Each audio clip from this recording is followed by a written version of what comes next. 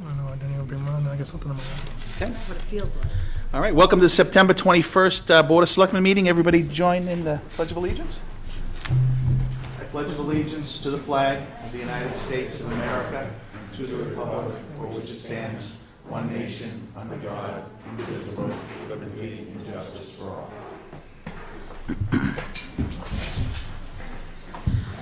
Okay.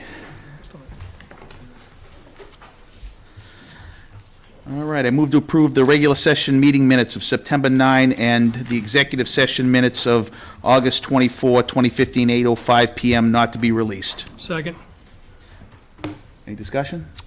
Just, I want to add one thing into the executive session, we can talk after. Okay, so should that, does that, How do you want to do that? should we hold it back and do it later?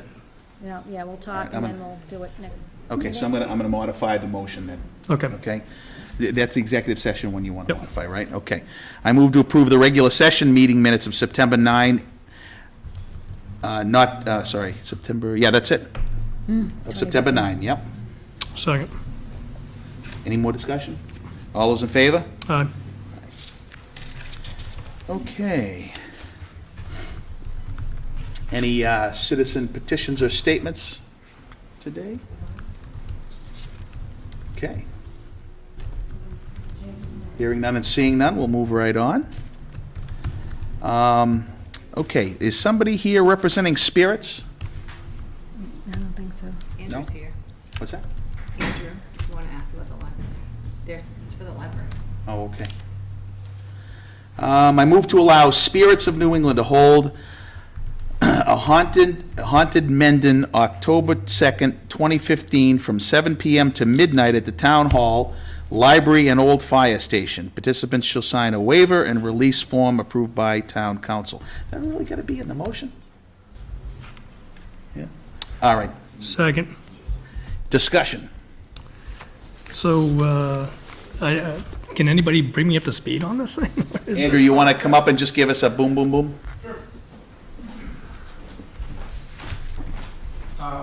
Spirits of New England came and did investigations of the library, the town hall, and the old firehouse. Just, it's a fundraiser, something we thought people would be interested in. In fact, they've been so interested, we've actually sold out of the investigation portion of this. The investigation, we had 30... What other portion would there be? Well, there's a presentation. There's a presentation from 7 to 8:30, and then from 9 to midnight, there's the investigation of the three buildings. So they do a presentation of their findings for the first hour and a half. We sold 32 tickets to that already. Probably can sell another 20, I know. And then we have an investigation, and we've already sold out on that, 30 tickets to that investigation of the three buildings. It's a fundraiser, something the Should friends have are had it doing. on Halloween. No, they're pretty in demand, so the fact that we even got them for October was a good thing. Yeah. How much money did you raise? Let's see, it's $25 for each bundle. I haven't crunched the numbers yet, but it's somewhere along the lines of, what is it, 25 times 30, what is that? Anybody have a calculator? 750. We're hoping to sell more presentation tickets at $10 a ticket, so, and we still have those available. I have to say, having participated in the actual event when they Don't were say it. here, it was very interesting to explore all three buildings, the library, this building, and the old fire station. It really is a cool sort of night out to do. You spend a lot of time talking about the history of these buildings, and if you appreciate history. They've had a lot of questions for me, too, and I've been availing myself of people in town who know some of the town history. They're trying to match some things up with what they found, so. And they were a very nice group to have here. They were very respectful, and they had done the research about the town themselves beforehand, so I think Yeah. I think it would be a lot of fun. I Yeah. will be here. So have they, do they actually tell us who the ghost is? In the It's a reveal, great question. you In the have to reveal, I mean, there's a $10 presentation. to find out, Yeah, Rich. if you want to pay $10. I'll say Well, just don't upset the residents of the three buildings. It's a fundraiser for the Friends and the library renovation project, so that's the idea behind that. Date, it's the Friday. Friday, October 2nd. October 2nd. Yeah. Okay, thank you, Andrew. You're welcome. Any more discussion? All those in favor? Aye. Aye. All right.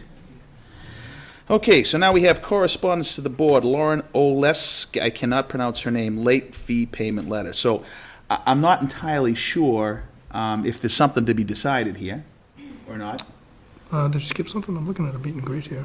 The letters in the, Oh, sorry, I missed something. Staff. Oh, sorry, yes. You want me to wait for Mark anyway. I think he wants to discuss potential topics.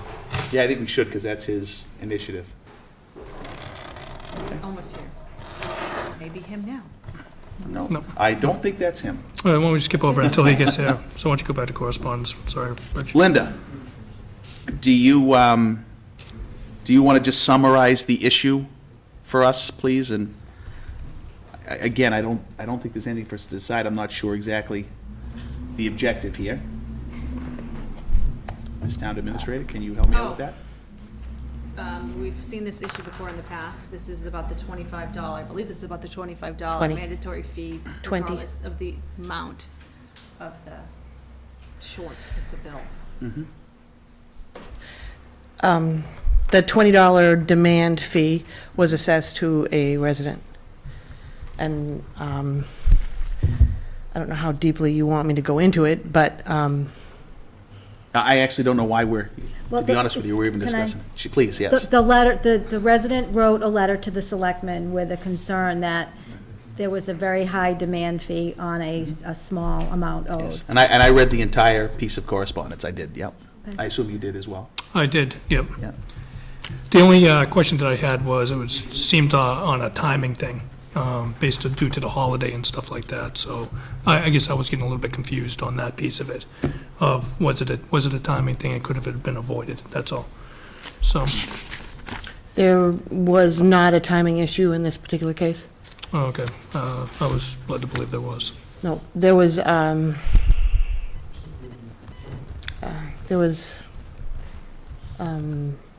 number of late payments had happened.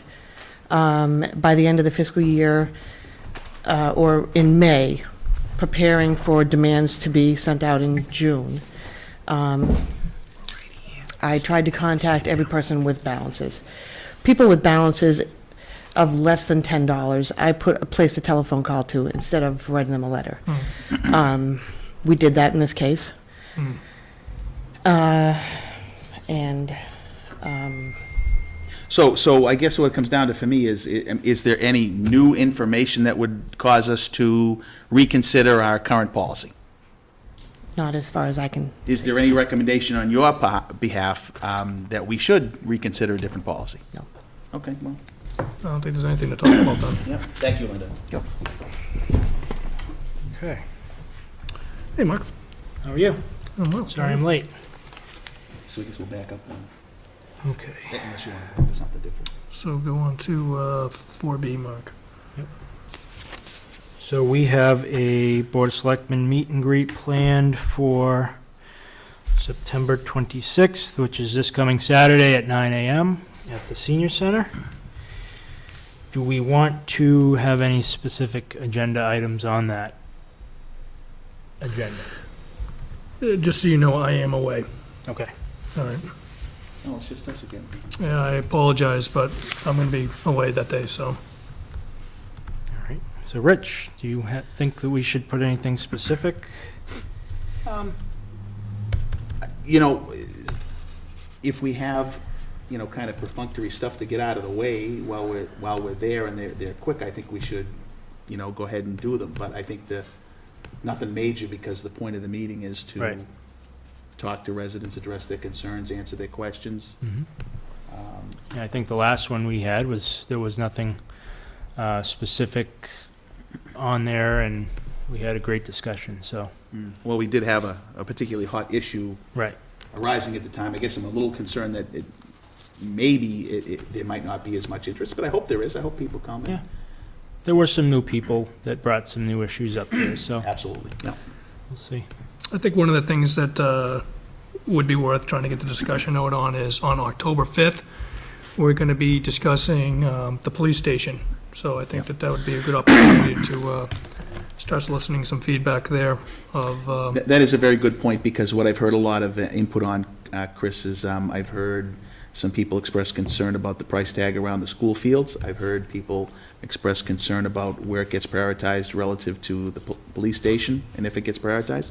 And also, what happens to the additional unexpected regional transportation money that the school received. So those have been some things I've heard some input on. so I think that's a valuable discussion points right there. Absolutely, yeah.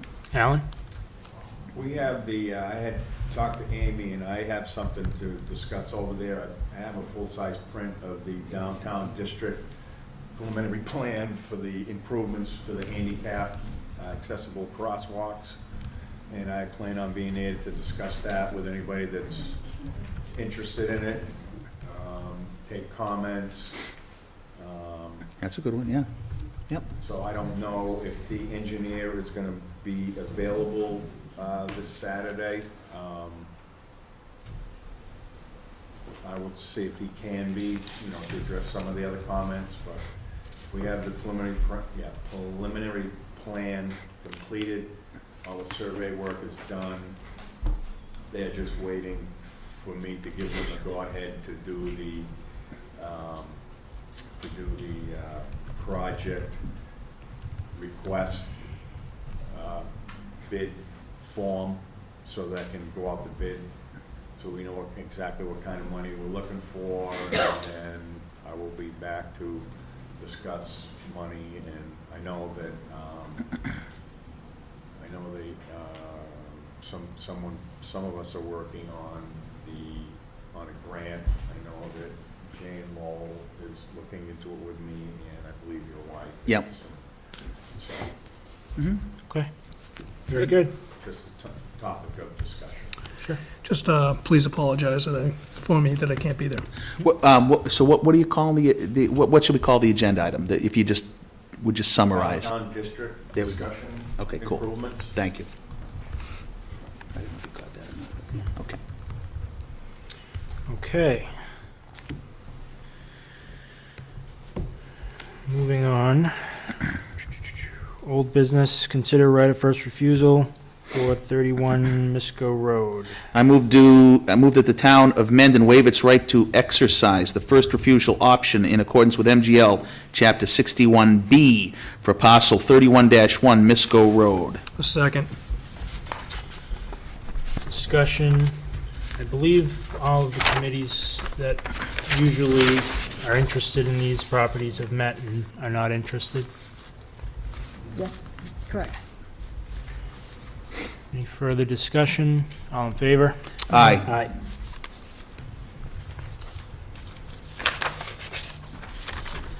Okay, establishment of an economic development committee. We had talked about this a couple of meetings ago. We have some documentation from other towns, but we don't have anything really. Well, I mean, I'm able to find bylaws and I'm able to create things, but I really do think at this point, it would be great if a couple of us, or if you authorized me to reach out to a couple of the individuals who have suggested or have some ideas about what they want to see from a committee, and maybe have sort of an exploratory meeting before we set numbers or sort of Did we skip something? Something Stuart proposed? tabled. Oh, it's tabled. Okay, that's fine. Sorry, Mark. Apologies. I'd like to do that, sort of the consensus build about what we want out of a committee. If that is something, because there are so many different models and there are so many different ways that we can go. Right. So it would really be beneficial, I think, to sort of narrow down what our scope is. Yeah. Okay, so suggesting we not act on this tonight. Correct. Yeah, I think that would be a good move, and try to bring some of the people that have shown interest in the committee to, before we set it up, get a little feedback from what they think Right, we haven't what they received see. any individual words since we said we were forming a committee that people were interested in joining, but we did have a number of people over the last year say that they would be interested, so I can reach out to them individually and see if they'd like to get together, either just in discussion to see what they had in Sure. mind. Okay. Consider appointing Jonathan White to the zoning bylaw review committee. Excuse me. I move to appoint Jonathan T. White, 10 Bicknell Drive, to the Zoning Bylaw Review Committee with a term to expire June 30, 2016. Second. Discussion. I believe that this was vetted through the planning board. Correct. Okay. I thought his credentials seemed pretty impressive to me. Looks like it'd be a good addition, really good addition. Further discussion? All in favor? Aye. Aye. Okay, thank you, Jonathan. Discuss selectmen's license fees. So we had touched on this at the last meeting, and we That's why I thought, wasn't here, right, so we wanted to wait to have all three of us together to go over that. Okay. Diane, do you want to explain it again? Because we're here again and talking about it? The item came up because there were a lot of requests for one-day licenses. One of those licenses involved some carnival rides, and we really didn't have anything for one-day carnival rides. We only had annual fees, and... Yeah, I remember that. That was actually, we had started discussing that. I want to say a couple of meetings before that. Yep. Yeah. That's what started the whole thing. And there was a survey that was done by another town that showed all the different selectmen's fees for everything throughout a bunch of different towns. So I sent a memo to you probably 3 weeks ago with a recommendation for one day all alcohol for profit, and a couple of other different types of licenses. And after looking at what other towns did and what we have for annual fees, I came up with a recommendation for what Okay, I now, thought would be I thought we best. already had annual ones, because 3 annual ones are listed here. Because if by adjusting the one-day fees, it didn't make sense to keep the annual fees as low as they were. Okay, and if you compare these annual fees with the research you They did, were they're in they're in line, line. Okay, yeah. so the bottom line is, everything you've specified on here seems about usual and customary for the area. Correct. Okay, that's, yeah, fine. So my question is, for the entertainment fees, how are we going to apply that to, say, the carnival? The future carnival? Yeah. Any future carnival? Or, yeah. any Instead of sort having a fee for every ride. Well, the other thing I didn't mention was that the state used to have individual fees, like they would have a dancing by patrons fee, they'd have a separate fee for live entertainment. Well, a couple of years ago, they rolled all those fees into one entertainment fee. So it was a little less complicated to apply. Sure. So that's what I was thinking we could do, is have a one-day entertainment fee and not charge per ride. Just Yeah, I charge think per that- day. I think that makes sense. It would be way less complicated. And I think excuse me, I think I asked this question before, Diane. This is above like an electrical permit or a building inspection permit, et cetera. Right, So they because have to file all the it's through permits. it's issued by the The selectmen, and selectmen, therefore right. the fee's collected by the selectmen's Okay. office. Okay, I don't really have a problem with this.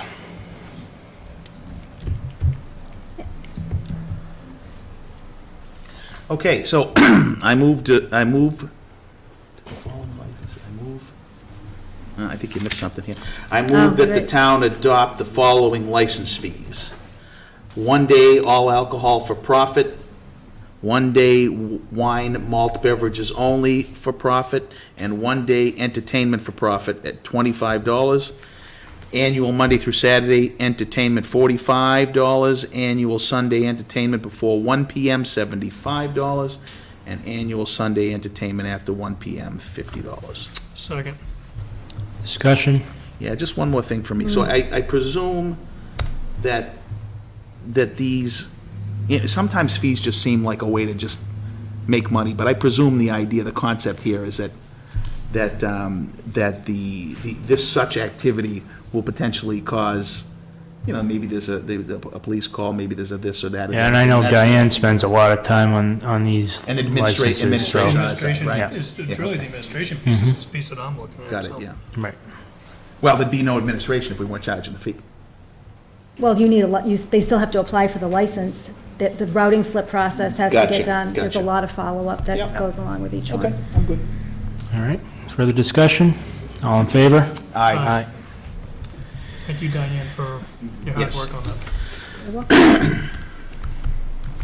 Okay, you have 2 special license applications from Southwick Zoo. So you wrapped both of these into that, is that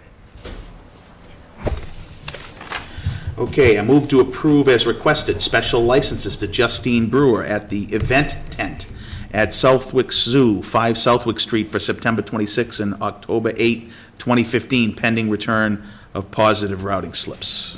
Second. Okay, are you abstaining? Discussion? Yeah. Okay.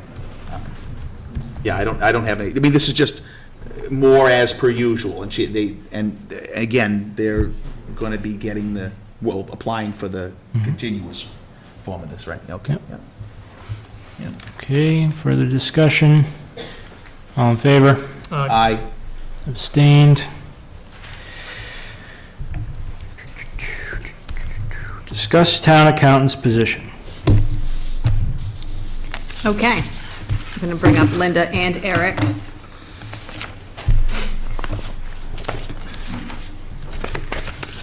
What I am looking for tonight is 2 things.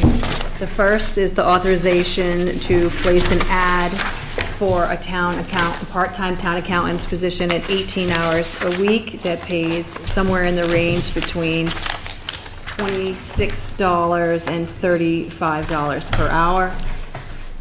I'm keeping this one, actually. And the authorization to enter into a service agreement with Harper's to outsource our payroll.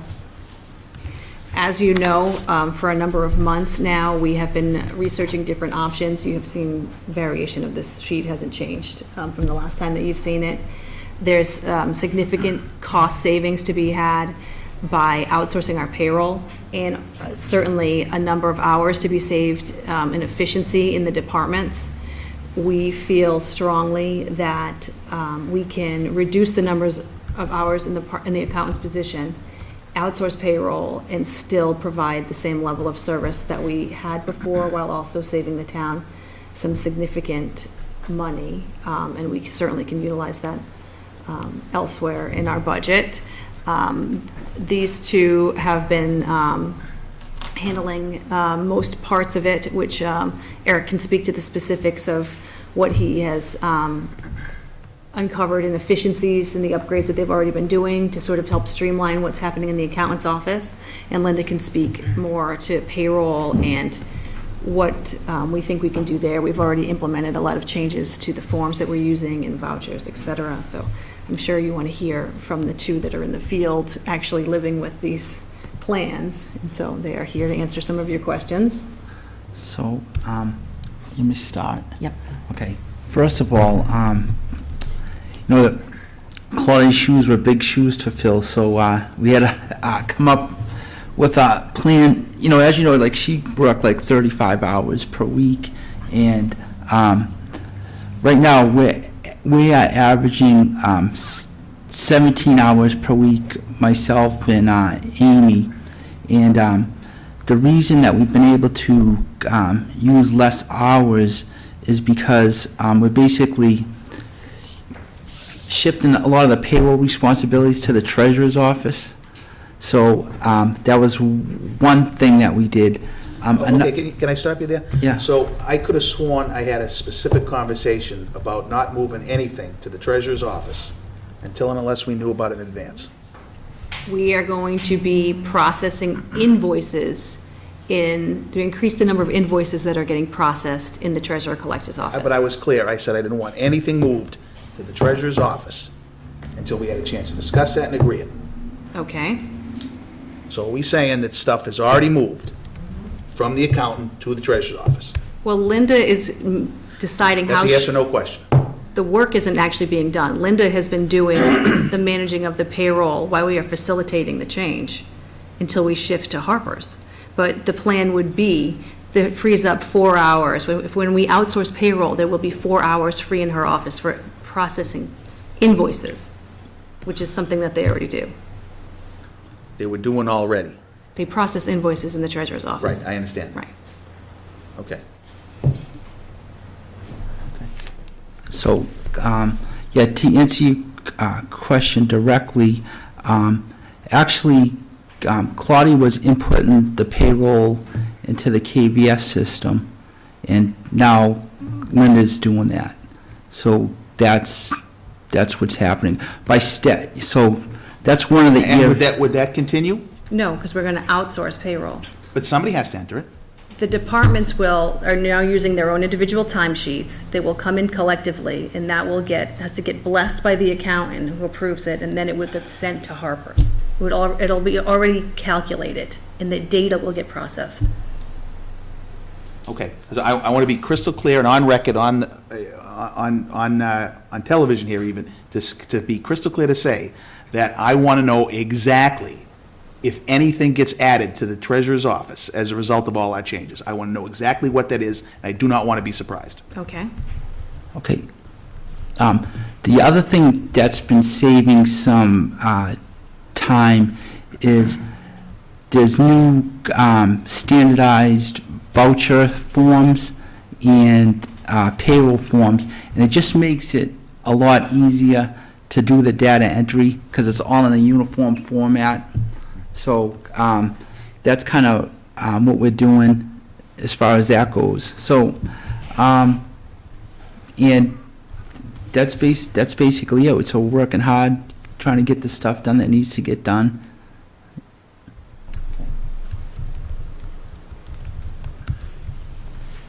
I'm just trying to figure out if there's any conflict of interest. Well, see, that's part of my problem here, is because there's some amount of separation of duties that has to occur. The 4 hours that will get freed up by the municipal clerk that works in the office, those 4 hours will be redesignated specifically to answer to the part-time accountant. So there'll be no crossover. The part-time accountant will be the same, they will still provide the same function that the accountant provided before. That duty has not been passed on to the So treasurer at the end collector. so right now, with the way the plan is, at the end of all of this, when everything settles down, Linda's office will do the same or less than what they do today. They should, except for the municipal clerk will now, 4 hours will shift over to the accountant, yes. So you said they should. There's a difference between should and would. Well, in concept, I mean, Yeah. Should we approve this? That's what would happen. Can I just interject a little bit here? Just to be clear about the separation of duties, the town accountant is responsible for making sure that, or has certain duties, and I really can't say what they are, but the separation has to come in the approval of the money. The separation has to come in making sure that line items haven't been exceeded and that contractual agreements have been followed. The processing of the payroll, what I've been doing doesn't come anywhere near any type of conflict. I just want to make sure that you know that.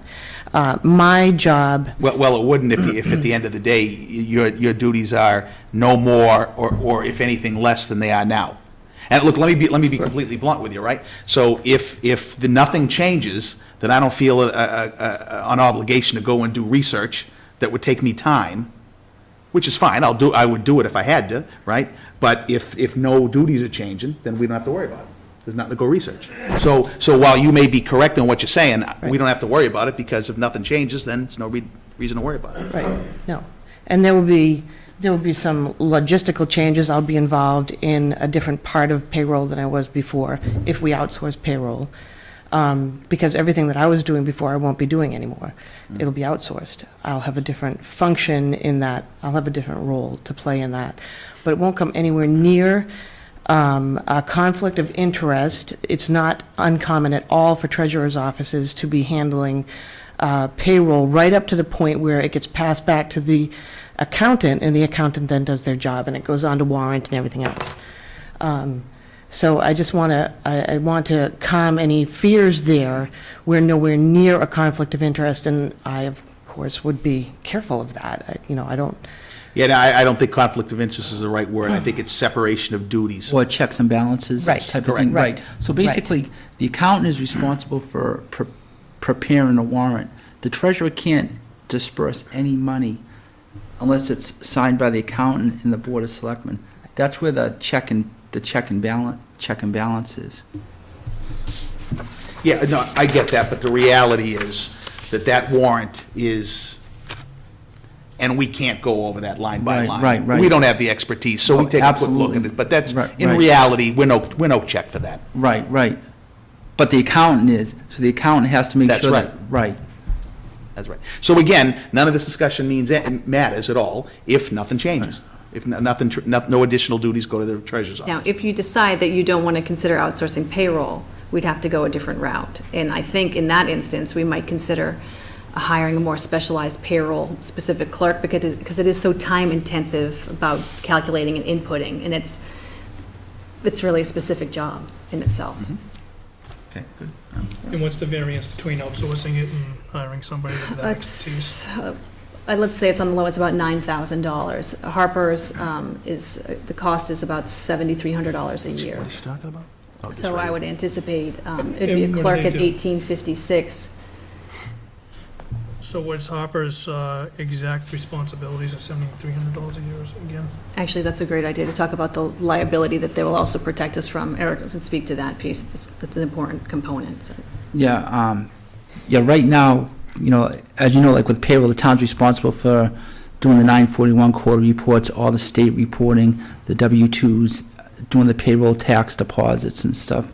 So what Harper's will do is we'll give them the payroll, like the data entry, but they will take it from there. They'll do all the filing of the necessary taxes, the tax deposits, do the W-2s, the 1099. So it kind of protects the town as far as, the town still has the liability, but it's outsourcing that job. So if, I've seen in other towns where a key employee leaves, especially a smaller town, nobody knows how to do the payroll, things don't get filed, IRS puts like liens on assets and starts taking liens on bank accounts and what have you. So you'll notice in a lot of management letters that auditors have to towns, they recommend like outsourcing the payroll, just for the liability portion of it. Okay, so do we have so right now we're just talking about what it would look like. Is there a decision to be made here? I don't have a motion. Well, I'd like to tell you the timeline and one other thing, which is we're certainly not reinventing the wheel here. This model that we're following for this accountant's position is the current one that is used for the town accountant in Upton. They have a 20-hour-a-week part-time town accountant who also handles payroll for $30 an hour. So I feel fairly confident. They also have a part-time person who also works in the assessor's office, and it works in the treasurer's office. It's exactly modeled by what is something that's happening here, and then Millville is also looking for a part-time town accountant, so it's not something new that we're trying. That being said, we obviously will review it to make sure it's actually working, and so we feel confident that we can make it work. So what I'd like to do is get authorization to have a 18-hour-a-week position at a salary rate, which you have to approve. The range right now for that position is $27.86 to $35.14.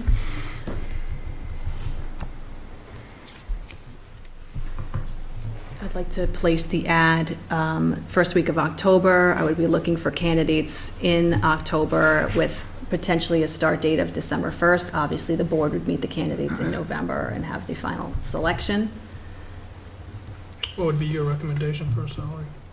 It really depends on the qualification of the person that's coming in. We talked a little about this today, which is, it's hard to really know even about the, knowing the the clerk piece of it, or how much input, depending on the flexibility of the candidate that comes in. It's such a unique, it's some, for instance, in Upton, they work on Friday, they, work over the weekend. We could allow for something like that if the right candidate came in at the right rate, who would also do some of the processing, so.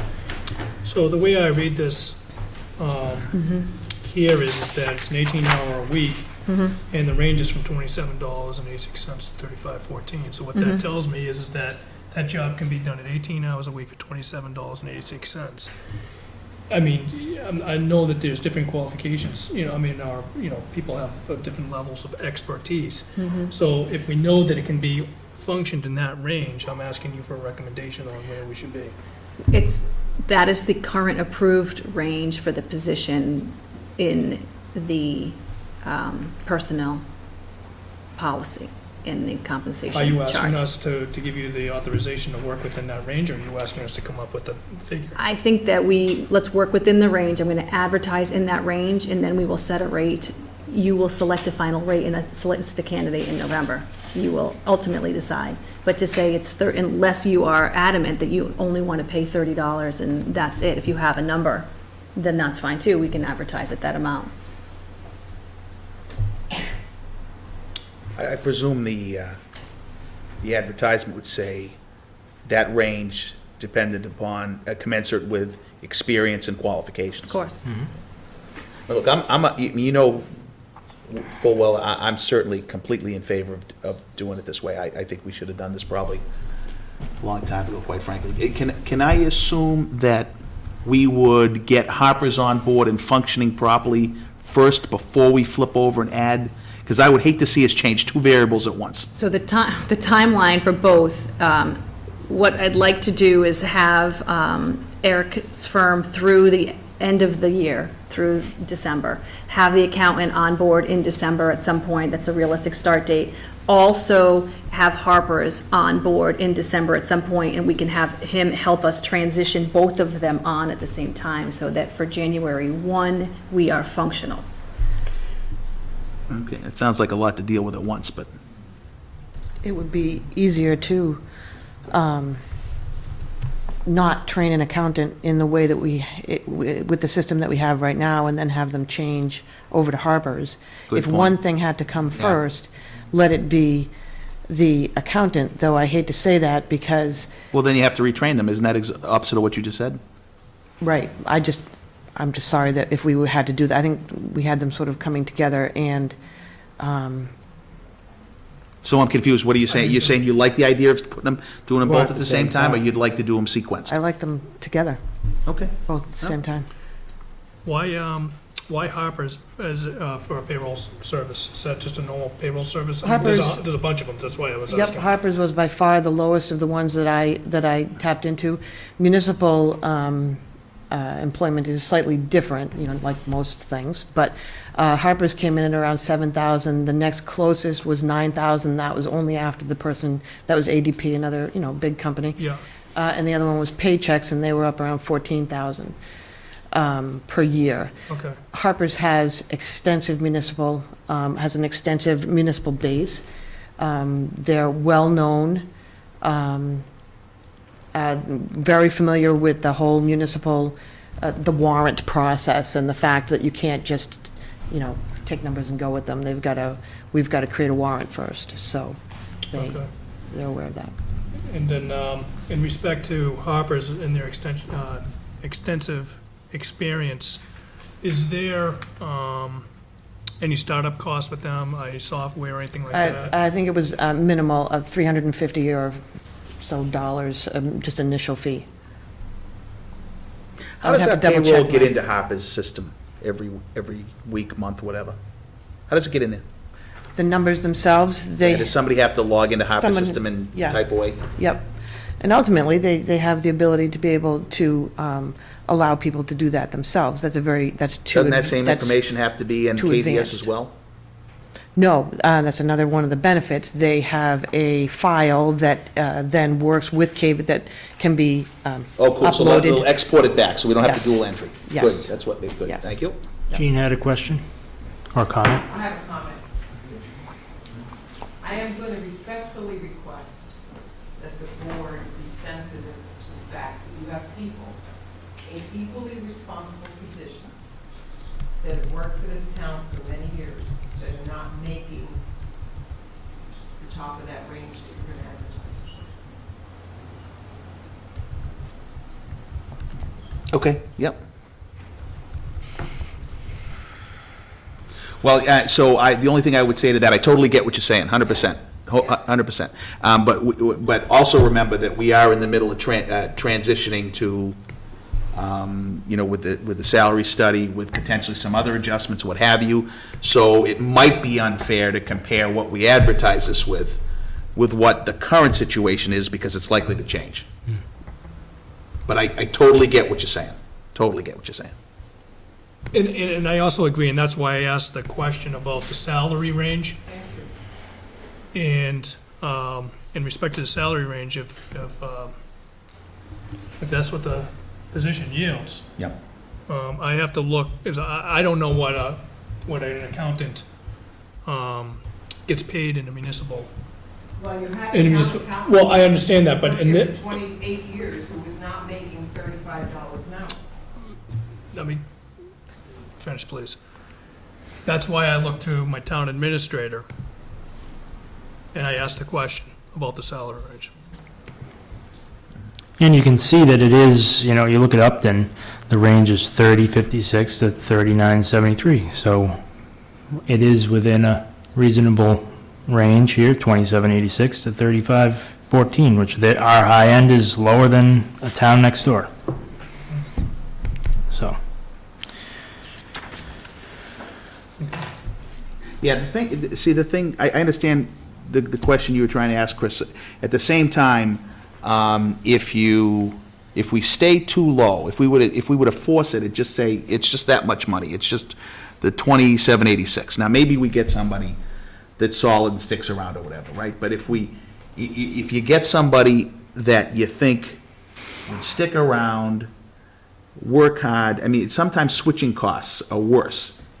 And there's a threshold. You don't always know where that is. You don't always know where you could get screwed. So I wouldn't be in favor of having no range, but maybe the range should be smaller. I don't know.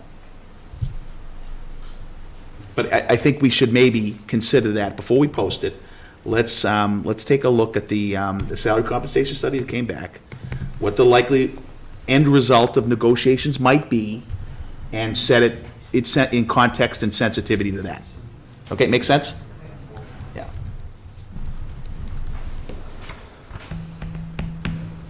Anything else? What's that? I would agree with that. Yep, cool. I'm good. Thank you. All right, thanks. Thank you. I do like the idea. We're also gonna need Harper's. What's that? We're gonna need authorization to enter into an agreement with Harper's payroll service. Well, I think that we can't take the cart before the horse, but we have to make sure that we agree with the salary range.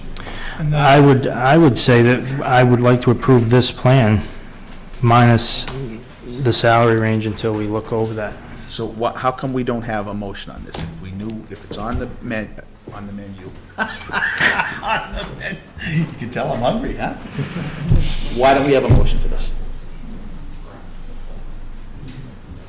Okay, can I have a blank motion, please? Or just if you wanna write it, or I can just Okay, that's fine. talk slowly and I will Okay, type. so I'm gonna just do a little creative, right. Okay, I move to approve the plan to utilize a part-time town accountant in combination with an outsourced payroll service as outlined in the town administrator's plan before us. Is that okay? do you have to anything about the, I'm gonna put like rate to be determined upon Okay, so qualification of your individual. objective is to be able to start posting a, I would like to get an ad in October, that's really. okay, but realistically, if we're not deciding on the range tonight, if we're saying, because I think based upon what I just said, we can't vote on that until I deliver on what I just said to Gene. do we have to add this? No, they're floating municipal clerks. Okay. My question was about the clerks also. just gonna verify. If the objective is to get the ad out, we cannot do that now. So if we cannot do that now, then there's no sense in doing any of this yet until we finish what I said we would do.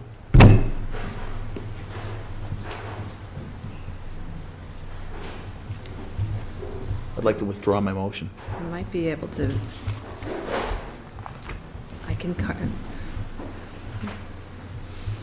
I was going to say, we could just, the town accountant's position currently has, it's at its grade, has an approved range. That is the range that, as it stands right now today, that is the range that we operate under. And what range is that?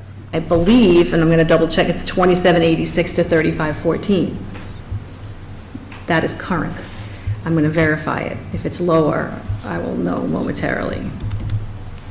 Yeah, but that's at the step 11 or whatever that is. No, that would be that should be Step 1 through, correct. Yeah, that's, But that's what the classification of a town accountant's position is based upon the qualification of the job. Not what step it's on, but what the job skills I require. understand that. Okay. We can come back to it. But to Chris's point, maybe because it's part-time, maybe because has limited duties, that maybe we don't want the top of the range accountant. Which Right. means we don't want to advertise it all the way up to the top of the range hourly. You could just put starting at. I'm fine, the 2718, if you want to say starting at 2816, Right. I'm okay with that. 2786. Oh, sorry, 21, yeah, You can, my dyslexia. Yes, 2786. I just want to wait for her to verify that, make sure that she's at the step. I'm getting there.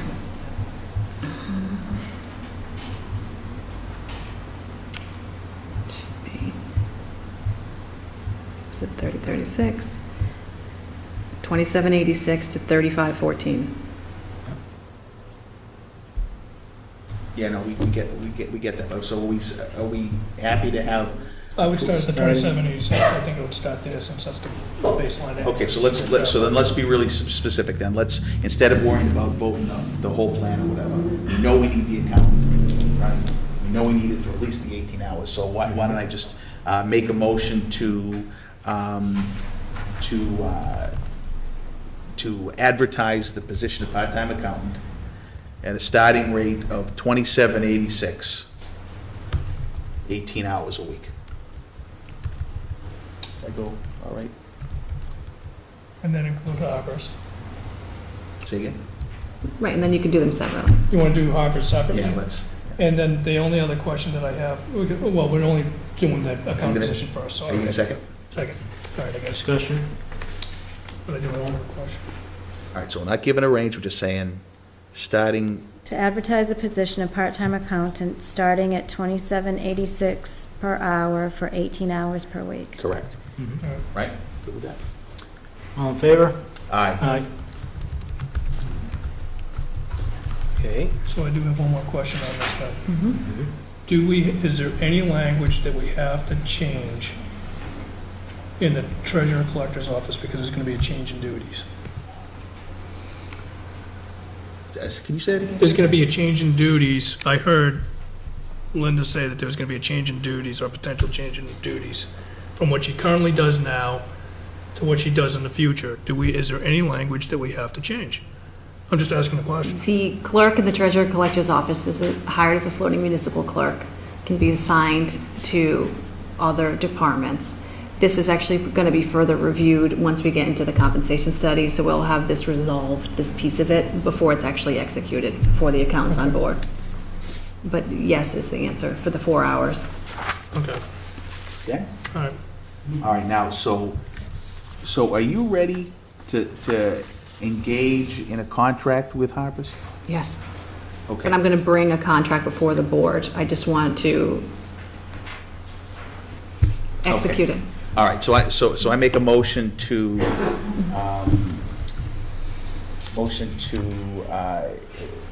I'm not sure what the motion's for, though.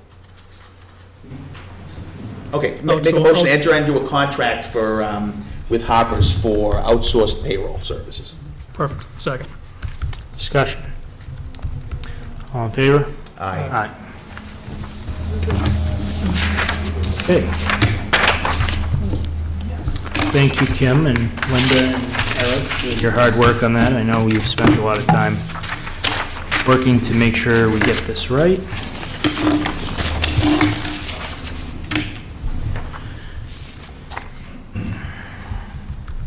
Update on regionalization opportunities. So I did speak with the Millville Board of Selectmen Chairman.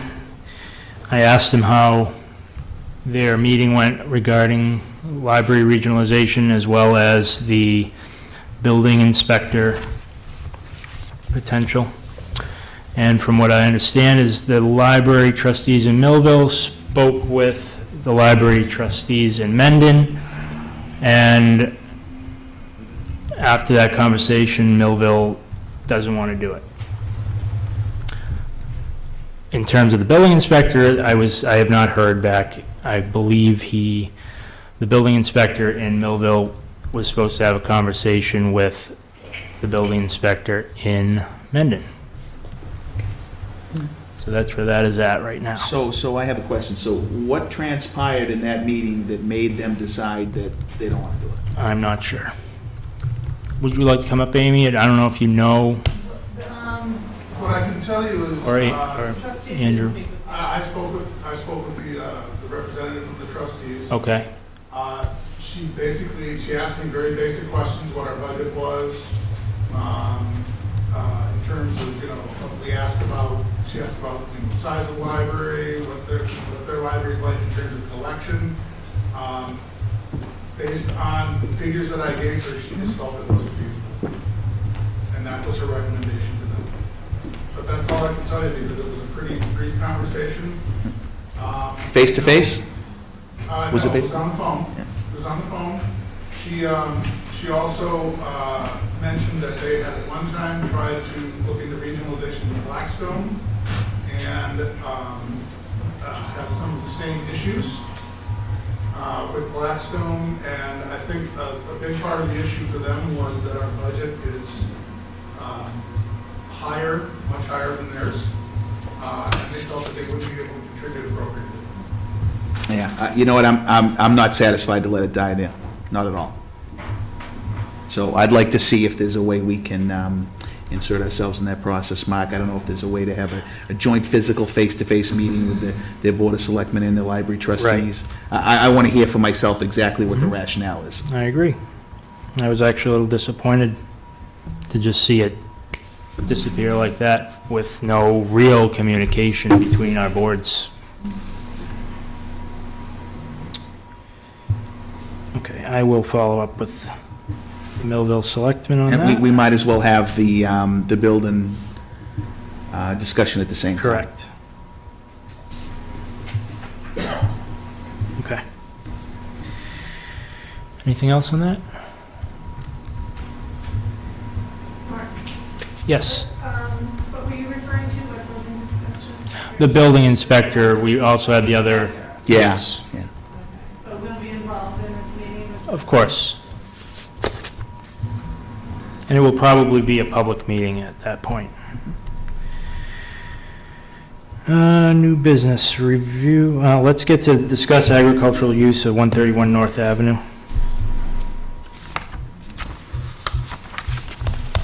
Come on up.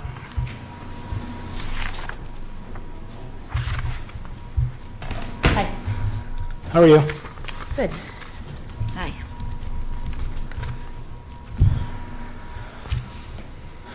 So did you get the packet? I didn't know how much you wanted me to explain, or? Is that something we have? I can And I give did- you like She a- emailed Yeah, I it out. sent you an email with all the. I did review it.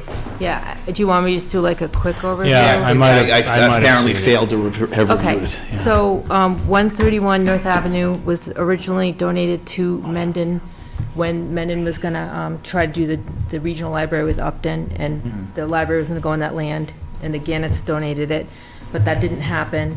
And then we ended up doing a library in the church, so the land is just sitting there right now. And the only two uses that, there's a deed restriction on it that can either be home to a library or open space. And we worked with the Gannets to expand the uses of the property, and they agreed that agriculture would be something they would expand the use to, and they're not interested in anything else. We talked about a lot of different options, but agriculture, they said yes. So over the years, we've been working on this and talking to the board and the Agricultural Commission and the Land Use Committee, and we're going through the legal steps to have it happen. So the land has been transferred from the library trustees to the select board, and now the next thing to be able to use it for agriculture, there's a deed, there's a form I sent, it's a deed modification of restriction that would need to be signed by the select board and the Gannets, and then that would allow agriculture. Who pays for the deed to be changed? I assume there's going to be a fee or something like that. Yeah, trying to think of, I mean, the town has been paying for that. I'm just like, and I know I'm drawing a blank. I think the Land Use Committee has paid for some of it Do we know how much it is? to do the Transfer the deed deed. over, to take the deed restriction off and just make a new deed restriction and Well, includes it's like, agricultural. Pretty much what I've done is like, I'll put the legal documents sort of together, give it to town council. They make it so that it's legally correct, and so it's their hours. But, Is there a way that we have CPC pay for that, or does that come out of the town funds? yeah, yeah, I don't, CPA, 27Bs. CBA funds, I'm sorry. yeah. I'm just, I think, I'm sorry, I know it's just an administrative question, Right, but yeah, I'm curious. open- town council hours. yeah, it couldn't be that's right. CPA because it's agriculture, it's not open space or historical preservation or the other things. But most of the cost of everything we have donated by private sources. The legal fees, like I said, I think the Land Use Committee budget's paid for some of it. It hasn't been that much, so I'm not sure. But can I get back to you on that one? Yeah, I just don't want to be guessing on how much this thing's going to cost. Yeah, and then it's- all of it's sudden not a we're gonna find lot. a source to pay for it. Yeah, That's kind of our history. So I'm trying to get away from that. yeah. We would have it covered. We have it covered, because we'll get it from a private source if there's not enough in the Land Use That's Committee fine, I just budget. wanted to throw it out It's there. minimal, though, it's not a lot, okay? So, the idea is to lease the property out to someone that would grow a variety of vegetables on it, so that residents could have a source for buying fresh, pesticide-free vegetables. It's supporting agriculture in town, that's one of the goals in the Open Space and Recreation Plan. The land's historically been used for agriculture. It's hard for farmers to buy land in this area because it's very expensive, the property. So it would, help possibly a new farmer trying to get started. I And- understand Mr. Sheehan has some ideas for you in this regard, Yeah, too. yeah, we've definitely gotten applications even before we put out an RFP or anything, or, figured out the next steps. But there are definitely interested people. Interested people. Um, Several, actually, so we're doing good. And the Agricultural Commission would be the group that would, put out the RFP and select the person, and then the Select Board would approve it. And, we would work with town council in terms of doing it the right way so that the town's not liable and all that. How's the person selected? Well, I mean, what we were working on now is putting together this RFP, which we had shown you like in previous meetings, and we're refining that more, and we'd like to pass it by town council and then, get your opinion on it. But send it out and then, have the people put in applications and then interview them, and have the Agricultural Commission, We'll select review that the person. applications, and then we'll select the best one that meets the criteria that best benefits the town. Okay. So, would there be a way to section it off and have multiple folks do this, or is there, or you just plan on selecting one person? I think at the beginning, we're thinking of only doing like 5 acres tops out of this portion, and see how it works, and then take it from there. How much land is there? There's a total of 30 acres, but it's a lot of it can't be farmed, and the area that we're offering to the farmer needs a lot of work, It does tons of need a work. lot of work. And, you know, we talked about community farming, but in Mendon, people have yards, and that's not something that's really of interest in Mendon. Yeah, we've explored that possibilities before, and it's just people that really aren't interested in a community. It's horrible land. It's good for growing pumpkins, basically, right now. That's about all it's good for. So the applicant that it's approved is going to have the resources available to them to improve the land. It's not a cheap proposition. Right. So, two more things. So in terms of the money side of it, what we would like to do is lease it for a very minimal amount to a farmer, because they will have to put a lot of money into it. It would have to be like a 5-year type of a lease, because if they're putting that investment into it, it wouldn't be fair for them every year to just pick someone new to use it. But it would also be with restrictions that if they're not living up to what was in the RFP in terms of, like, you know, improving the soil, growing vegetables, then We can the end the Agricultural lease. Commission can say, okay, we're done, we're going to pick someone else. And then the other part to the financial side is that we have a commitment from someone that will put a well in, because there's no water up there, clear an area for parking, and then help with building some kind of a barn structure, which I'll let Gary talk about. Can I just, before we get to the barn, in respect to if the farmer doesn't live up to his obligation, and now, and there's an argument that comes across of what, you know, they believe that they have, and we're saying that they haven't, what happens there legally? We would make sure we talk to town council so that it would be written in a way that, you know, if A, B, C, D doesn't happen, then the lease will be done with them, and that the town would have the. Would there have to be an independent person that basically says that stuff isn't being done?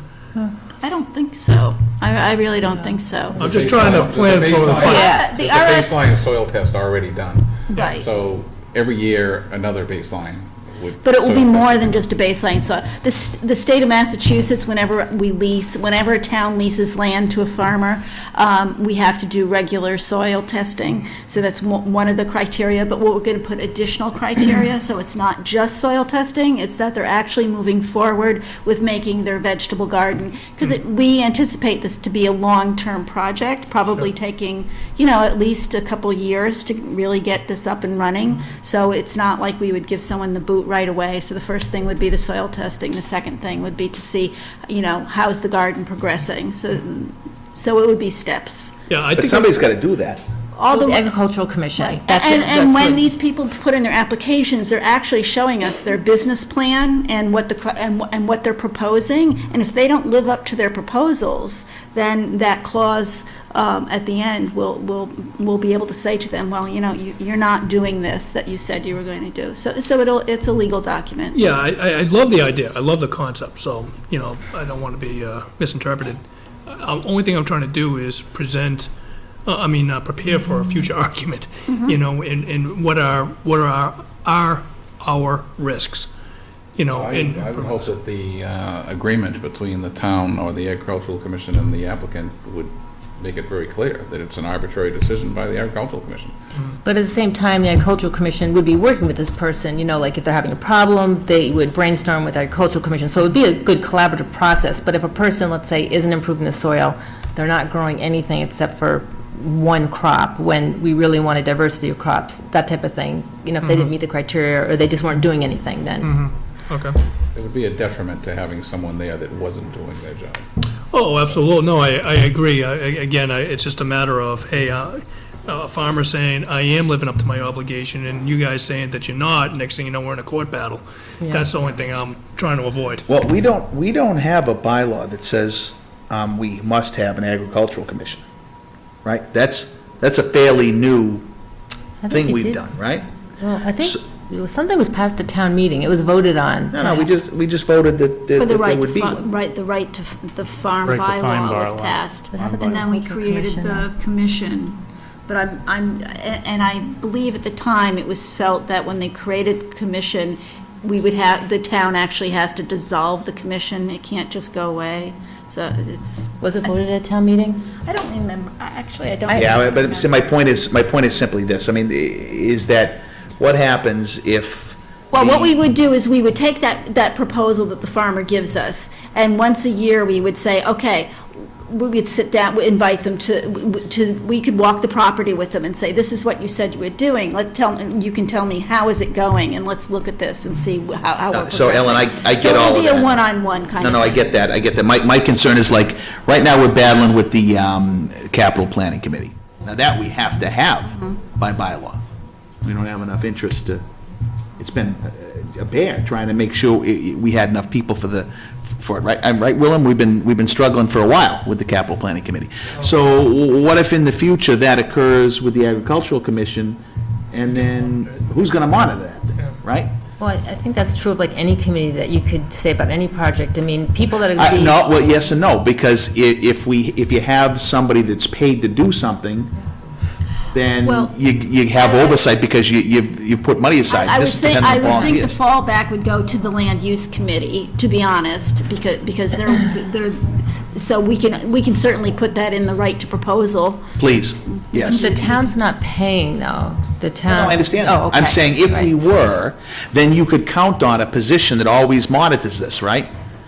Like, you don't have to worry about there not being a building inspector, because if we lose a building inspector, we find one and we pay another one, right? Mm-hmm.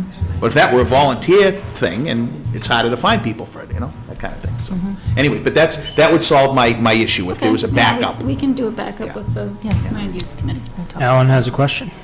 I think it's a great idea, but I have a question about who's gonna pay to put the well in? If you got a well, you're gonna need electricity, you're gonna need a building, and then you're gonna need liability insurance. If you wait a few minutes, we'll take care of Town Well, paying. the farmer will have to carry liability on his portion of what he's working his land and all that, so that there will be, they're required to have liability insurance.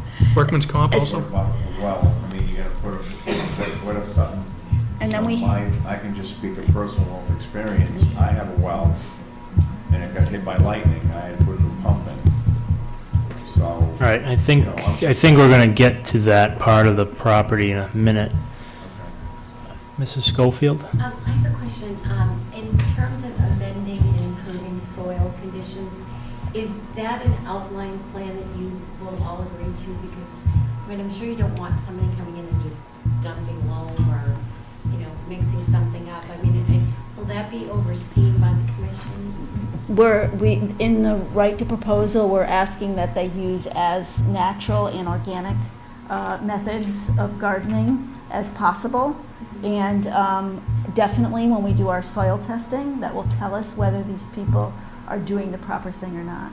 Soil testings are sent to a state laboratory.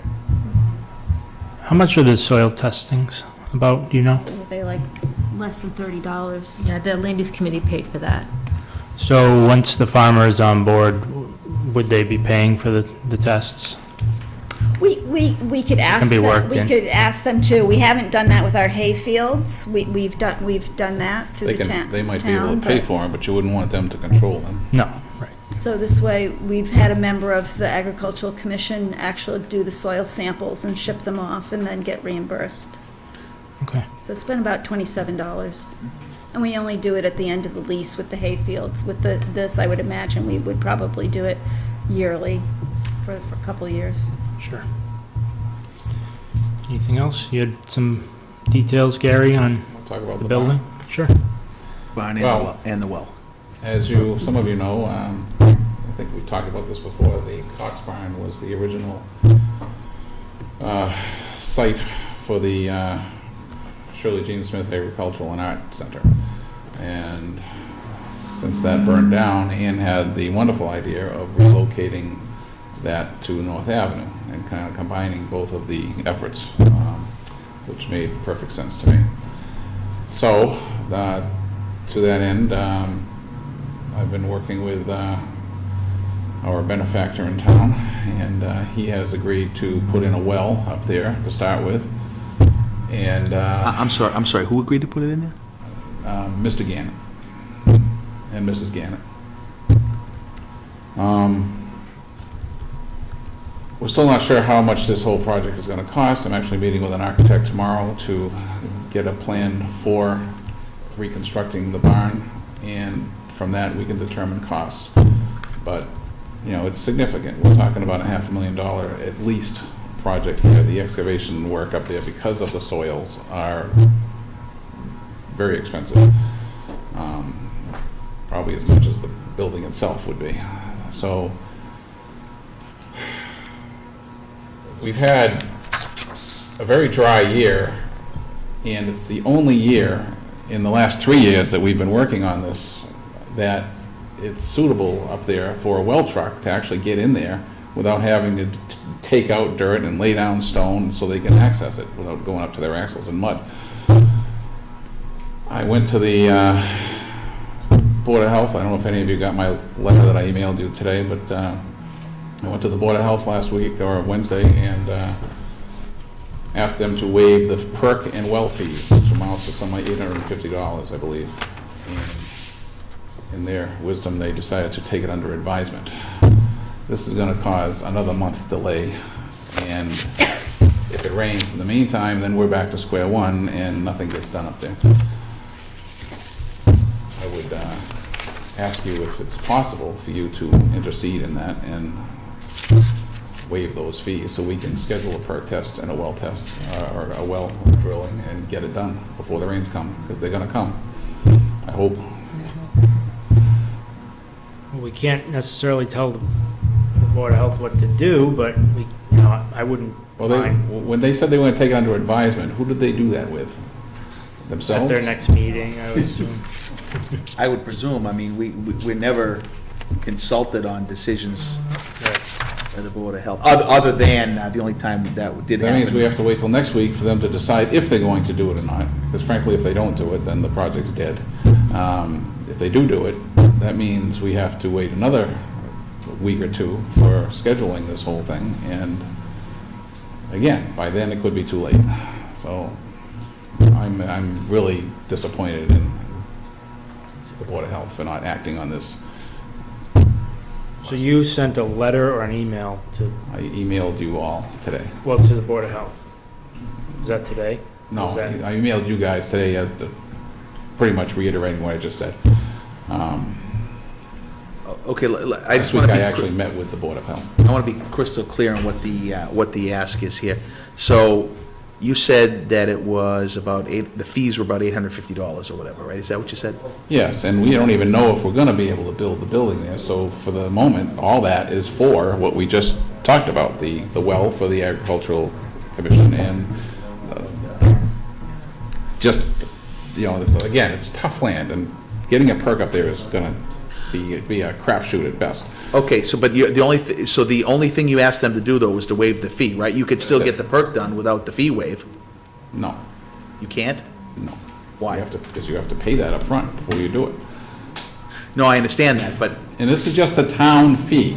I'm not talking about the health agent that has to witness it. I'm not talking about the engineer. I'm not talking about the excavation. I'm just talking about the lousy town fee. Help us out a little bit here. That's all I'm asking. no, I get that. I'm just trying to understand the issue, right? And I'm a little confused, and what I'm confused about is if I gave you $850, right? You had it a week ago, and I say, here's $850, Gary, right? Would you have walked into that meeting and just gotten your approval to do the testing and then paid for I wouldn't have had to go to the meeting. I just fill out the form and pay the fee at the Board of Health office. All right, so this is strictly a monetary issue. Yeah. We don't have the $850 for This the, is town land. Right, that's the issue, Issue. which it needs to be, the town, it needs to be authorized by the Board of Selectmen. Essentially, you would be the applicant before the Board of Health asking for the waive of the fee. Right. If you want this. It's like you can't perk someone else's land because Okay. you don't own it. okay? Right, So- so Gary can't apply for the application, so he's asking you to waive, to ask the Board of Health to waive the fee and perk basically to do an application to perk the field. Barry?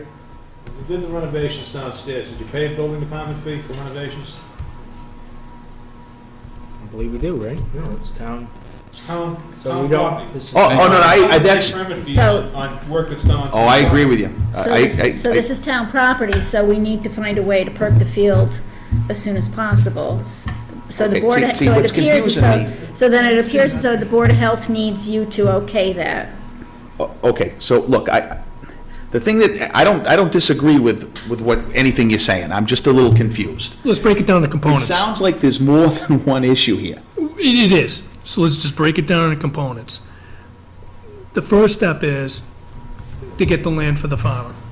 The second step is to do the well, right? A farmer's gonna need water to water the plants. I would think. Okay, so that's, where you're getting confused is that you're coupling it with the barn. No. Okay, well, if you're not coupling it with the barn, the bottom line is that the Gannets are gonna put the well in, they're gonna pay for the well install, but what we're saying is that the town's benefiting from it. So why should, if it's town land, it's our I well. would The thi- well and I- the perk have nothing to do with the barn. I mean, That's right. eventually, the perk will have something to do with the barn, and the well will have something to do with the No, barn. I would think the well would actually come before the farmer, because it's Right. extremely difficult to farm without a source of water. Because we've discussed that in order to not. That if part's there was not confusing. If there was not a well, the farmer would probably have to get a permit to put a tanker full of water on that property in Right, order so- to. so- I will be coming before you in the future to talk about and getting the formalizing. I'll be working. What with we're Ken. dealing with now To do the is barn. talking about someone paying to put a well on our property, which is our well. The issue was $850 for the town to put a well on our own property, so we don't really need to pay the fee. Alan? No, but When the ball field was being put in up the Memorial Field, I went to the Board of Selectmen, told them that I had the same exact thing that these guys here are talking about. I got Billy Hood to pay for everything up there. The well, everything. And never paid a fee. And I could The probably do easiest that thing to too. do- Please let The me, easiest thing to do is Gary doesn't need to do the permit or to see the Board of Health. It's town-owned property, you're the town fathers, you should do it. Then you know what I mean? I think we would have to vote to accept the. okay, I gotta ask my questions. Can I- Let Rich go ahead. Okay, because I think everybody's assuming what's confusing me, and you. Oh, no, I was just clearing it up for, And I don't think you're, to get back on track. So and don't presume because I ask a question, it means I have a particular opinion that sits behind the question, okay? It's just me fighting to understand here, okay? So don't get worked up when I ask the questions.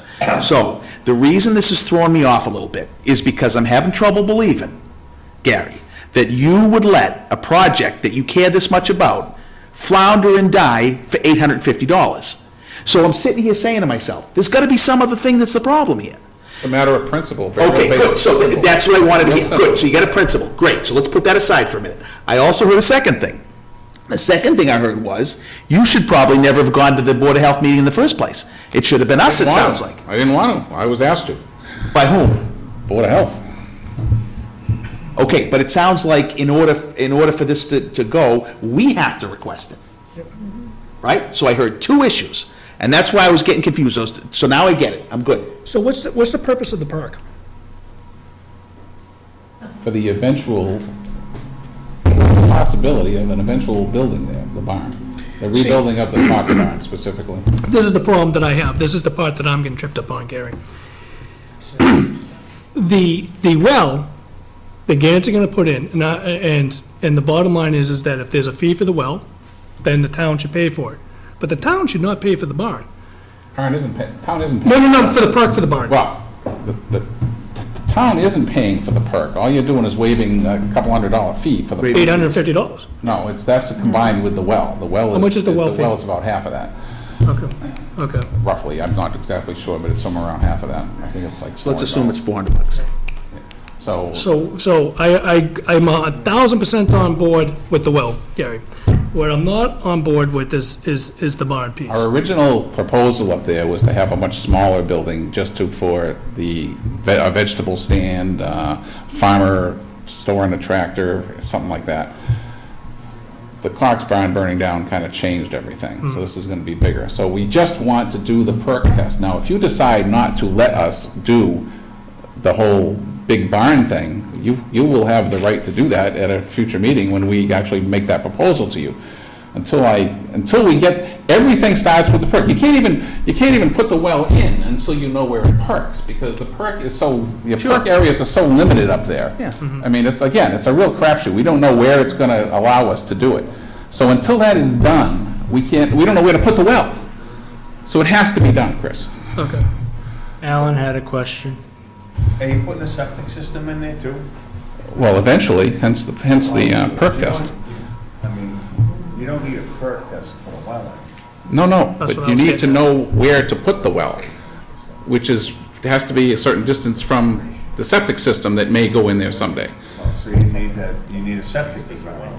There might be only one spot up there, Alan, that actually perks. Right. All right, so we have to make sure that we're 100 feet away from that, or more, actually, because it's going to be a public water supply, so it has to be quite a bit further than that. So right. we don't want to shoot ourselves in the foot by putting a well within that distance that may be the only place that actually perks up there eventually. So it's important to do these things in an order. So let's take this in pieces, right? Because, so I get the ideas now, right? Okay, so let's start with just the well and the request for, sorry, Mark, I'm. No, go ahead, I was Okay. just, So right now, the immediate ask is, the Board of Health has taken something under advisement. Having taken it under advisement, it sounds like that's a 2-meeting delay, however they decide to schedule the meetings, right? Which could be a crucial 2-week period. Okay, so it sounds like the ask is, Board of Selectmen, please make the request to have to have this done and to waive the fees, like we should have done anyway in the first place, and see if you can get them. Well, we'd also have to say, look, there's time sensitivity. Do you think you can meet quickly to do it? That's really what the ask is, right? Yeah. Okay, I got it. So and again, the 850 was for the. Tell me the two things again. One was for the One's well for the perk test, one's for the well permit. Got it. Yeah, again, as far as I'm concerned, I'm 1,000% on board with the well.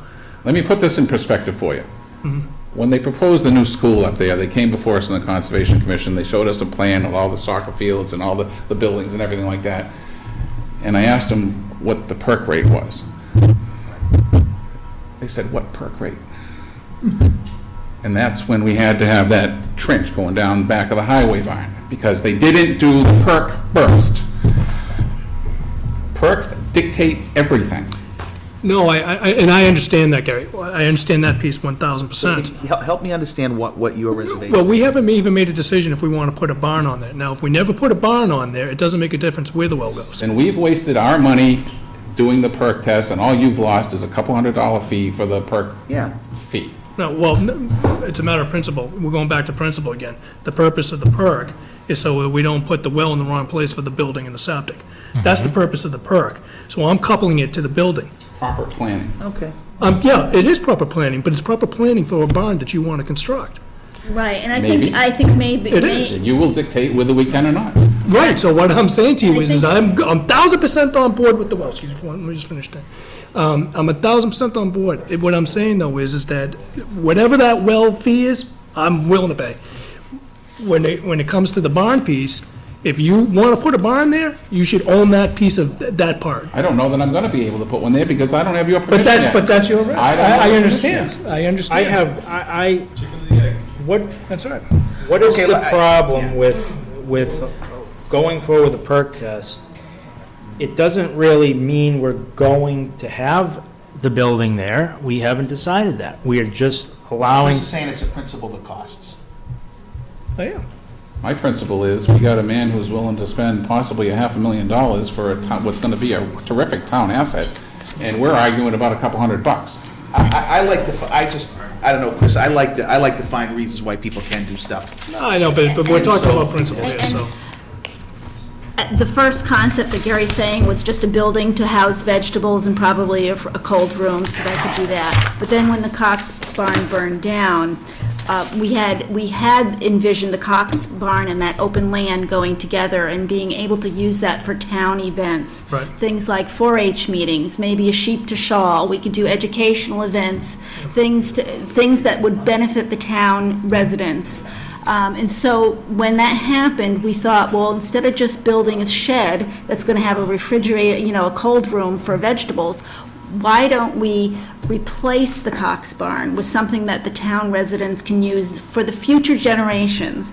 So I think this is, I think what Gary's trying to say is we shouldn't be short-sighted. We should think about what our grandchildren are going to look back and say, did we do the right thing? Is this benefiting our children, our grandchildren? And I think if we build this properly and we go forward and we do it right, this could be something that's around for a long time and looks beautiful I am and benefits us all. 1,000%, I am 1,000% on board, and Gary, you know that I'm 1,000% on board with the barn and with your mom's legacy. I am. I mean, I'll say that publicly right now. I'll I'm invoke her 1,000%. damn spirit here, right now, to get this done. No, I know. No, seriously, I am. I hear her right now. But it's a matter of, will folks get upset if the town, that the barn is separate from the farming? And it will, but it will be. I mean, it will, It's not really separate. I mean, it is and it's it gonna isn't. be combined. It's going to be That's the best combined. way to explain it. The farmer will have Anyways, use for it. Okay, but Chris, why does that matter though right now? Because all we want to do is make sure the well gets dropped in a place that doesn't screw us later. Excuse my language. That's right. Right?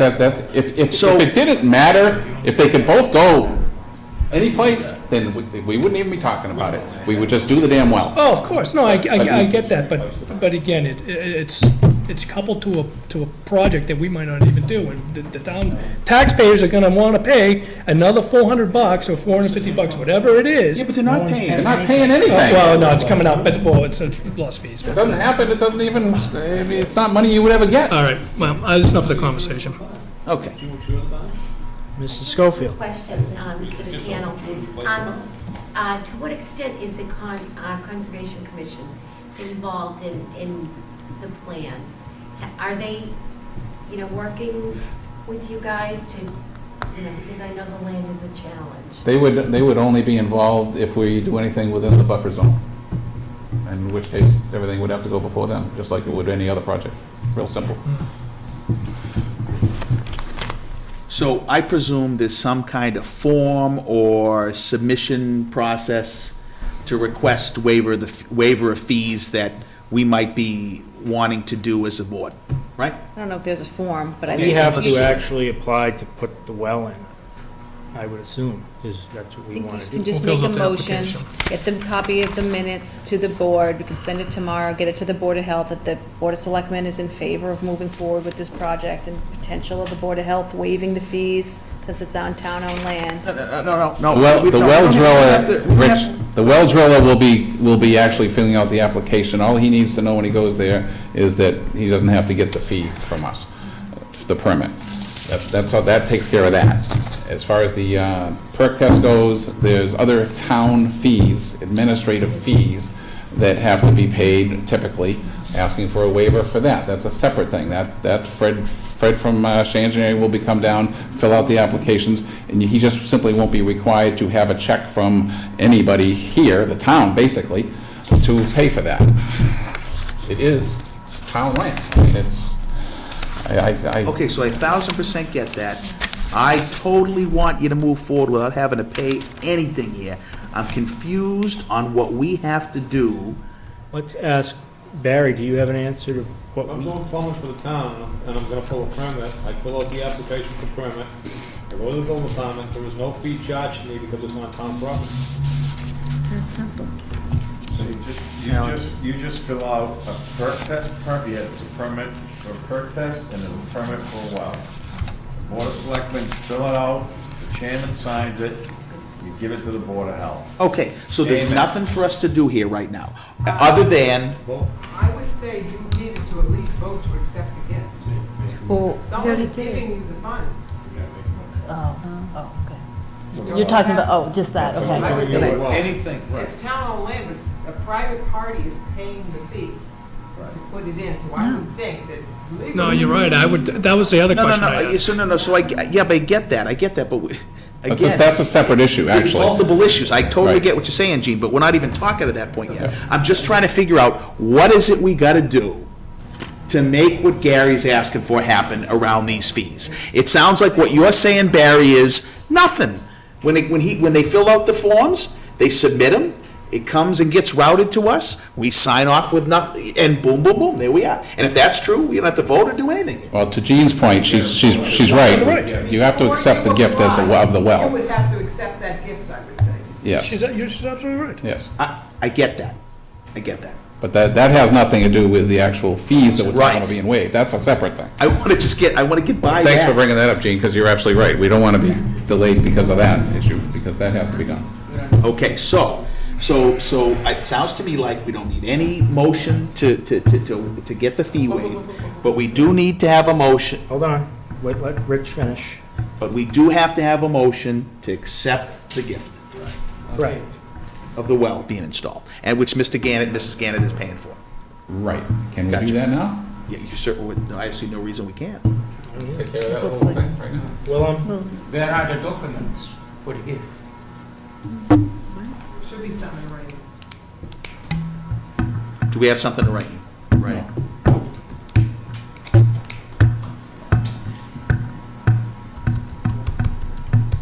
Well, we can't allow to put the well on the property until we have something in writing, we can vote on something in writing. So we can write it over. Whether or not they donate the well, are you not still going to explore the possibility of putting a well on the property? That can't occur unless it gets tested, correct? Doesn't matter what the funding source is for the well. No, you're wrong. No, I'm sorry, you're wrong, because what I heard from agricultural is that a farmer isn't gonna be able to go on there unless we didn't put a well on there. But they don't have to be. It's very generous that they're considering donating this well for this project. But if they change their minds, are you still not going to pursue funding for a well from a different way? It's not about the funding. Right, so it's not, Funding it is- doesn't, And this is where I was getting tripped up, Gary, and this is exactly right too, and this is why I was separating the two pieces, the barn and everything else. I think the way the process should happen is the perk happens first. So so that's all you're gonna wanna have the fee waived for right now is the perk. And then you're gonna come back in front of us again, and we're gonna waive the fee for the well install, and we're gonna have the proper documents done. That's the way to do it. Except that, I understand that might, in a perfect world, yes. But again, you got to appreciate what the soils are like up there. It's a mud I bath. appreciate it 1,000%, but if we don't, You get a well how can truck we, in there, how can we under approve a well norms. truck to go in there when we haven't accepted the well? Well, we need to do that. So if I need to make a note Why don't here, you just accept the contingent on the, Yeah, reception of the, contingent on getting something? I mean, we're just overcomplicating yeah, that. let's look for Jesus. ways, Something let's really, look for we ways need to to make move it happen and forward not with raise this, the because bar. I'm getting Government tired. is complicated. What's that? Government is complicated. Well, we want to No, make it I know, easier. No, we're because it's- overcomplicated. No, I getting don't think so, Rich, and I ridiculous. disagree with that. I seriously disagree with that, because what we're trying to do is we're trying to cross our Ts and dot our Is. Yeah. All right, this is a big, I love the idea, I love the concept. What we don't want to do is make a mistake or miss something. And I that's don't what have we're any just issue with that. vetting it That's- through. that's And not this what is the I'm saying. forum to vet it through. That's all we're doing. No, I got that. That's not what I'm saying. What I'm saying is that in the discussion, we're combining multiple items together that are complicating having a discussion about it. I'm not Because saying we're there's any being problem. asked to be rushed because of the soil conditions up there, and we haven't done the first step to get to the second step. Because I think you think I'm commenting on what you're trying to do. I'm not. No, I'm just saying, I'm that's a not. process though, Rich, that's I all got it that. is. I got that. All right, so. Barry, When's your next meeting? October 5th. That's in 2 weeks. So in the meantime, the applications for the perk test can be put in, the application for the well can be put in. The next meeting, Gary can come in with the paper from Mr. Gannett on the well, and progress moves along. We can make in the motion that it's pending. You could just be a week, Gary. You could make the arrangements. It's 2 weeks. Yeah, because you'll have everything going, as soon as you get, as soon as they accept it. That's fine. You know, if it rains, we lose another year. It's real simple. Or 2 years, or whenever the next That drought is. happens. It's gonna take a while. Then that happens. Okay, so. Why not attend the Board of Health meeting? Selectmen could go to the Board of Health meeting, like Norm said. Mr. Chairman, if the Board of Health elected board took it under advisement, then wouldn't that be the proper venue to go back and revisit it? And that's next week. I don't We could think do, that, no, we could do subject to, I'm sorry. I just interrupted. We could do subject to. Subject to a formal letter. right. But for So three- just put that in your motion and we're done. For 3 years, I've mowed those fields up there in preparation for a farmer plowing them so that he could be ready for spring planting. And every year, this project gets delayed and delayed and delayed. So Yeah. you may feel like you're being rushed, and I appreciate that, because you are. But this is something we've all been working on for 3 years. I think we should have a motion with Just put subject. subject to what Chris just said. Contingent upon. Correct. If you get the permits in, Right. I move that we accept the gift of the well, Subject to. subject to the receipt of a gift notification from the donor. Second.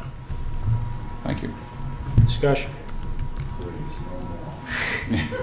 Let's go back to. All in favor? Aye. Aye. They have to make a motion. Thank you. Per- Get her done. Ann? Okay. So- And what about the perk? Amen. The perk, One more. okay. Do it again. Go on. Yeah, we warrant the perk. Look at Kate, do it again.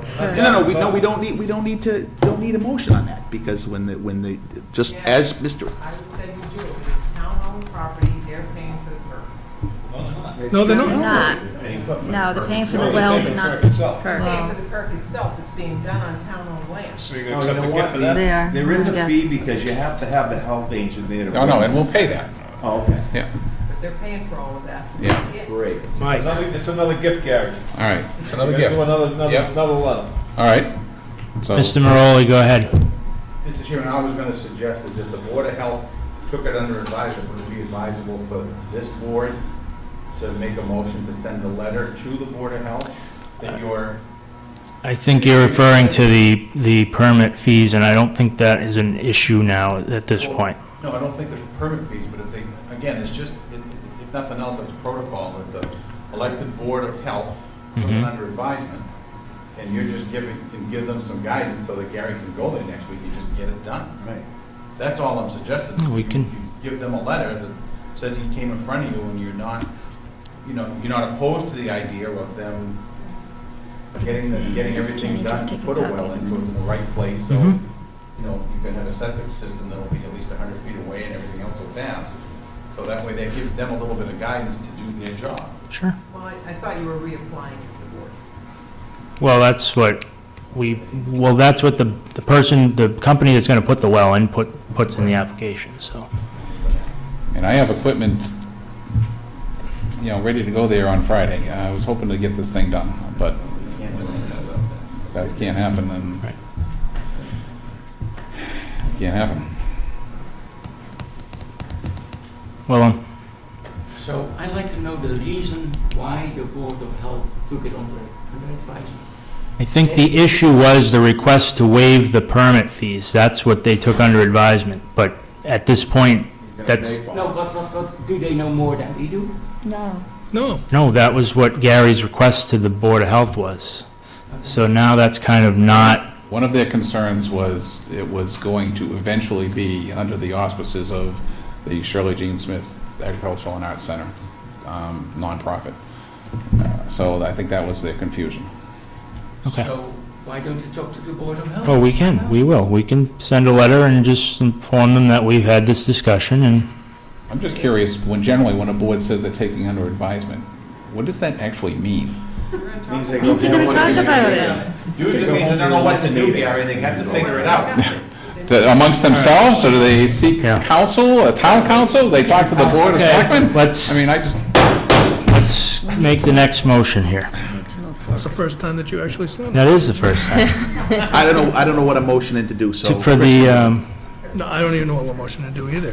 I would say you're gonna make a motion to allow Gary to do a perk test, or Gary, firm, whatever, to do a perk test on town-owned land, and you said you were paying for the perk test, Gary?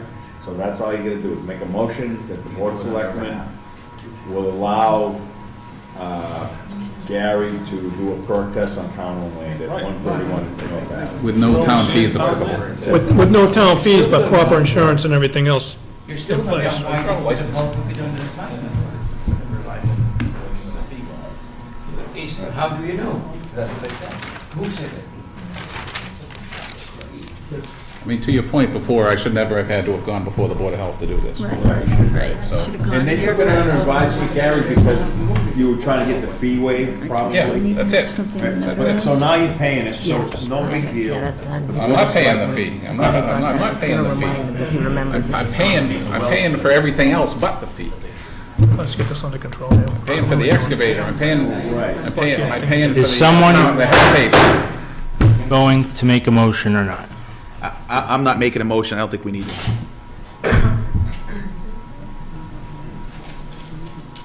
I absolutely support what Gary wants to do. I think we have a conversation. I'll call the AJ Fisk myself, and, but I don't know what we're motioning. So if you don't make this motion tonight, and you need a motion, it won't be for 2 weeks. Maybe we should call AJ now. Why, okay. How about this? How about I send Fred from Shea Engineering down here tomorrow to fill out the application, and he just doesn't pay the fee, and then we just see what happens.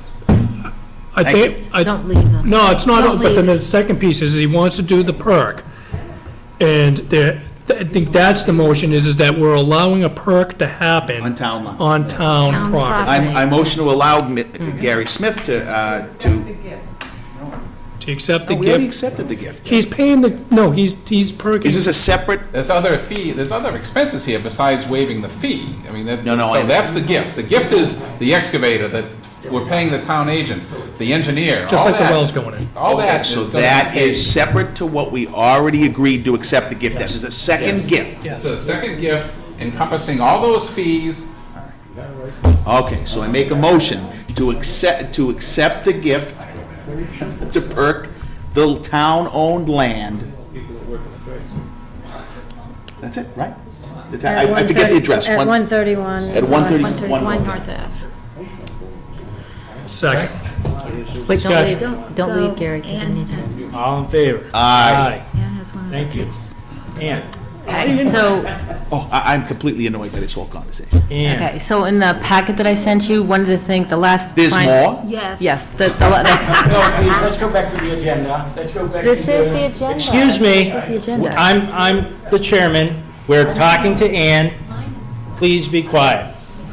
So the final piece of the legal work is that the Board of Selectmen have to sign this modification of restriction, which says, yes, the land can also be used for agriculture, and Diane has a copy of it. Yeah, that's this right here. And town council put this together, they've reviewed it and said it's good.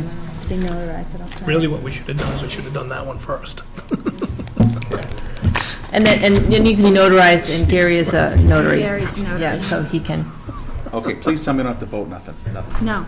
Just signing here. I don't think, Gary's gonna stamp it.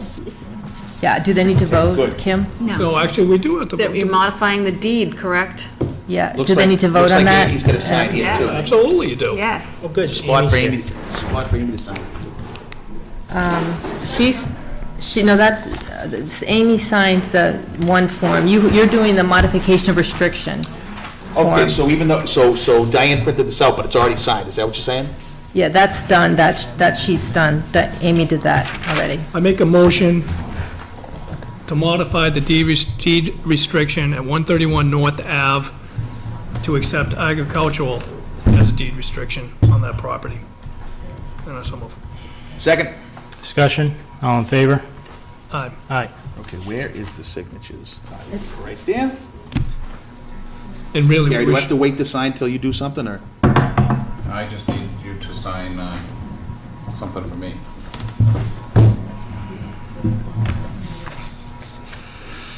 Is it okay for me to go ahead and sign this? Yes, go, yes. Did you read it first? Well, I sent it Jean? a week ago. I sent it to him a week ago, so theoretically.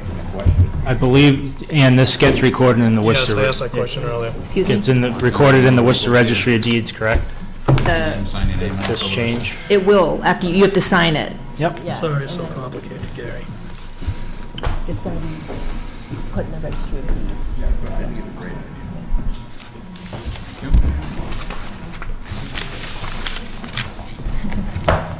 Thanks. What's your name? Sign your name.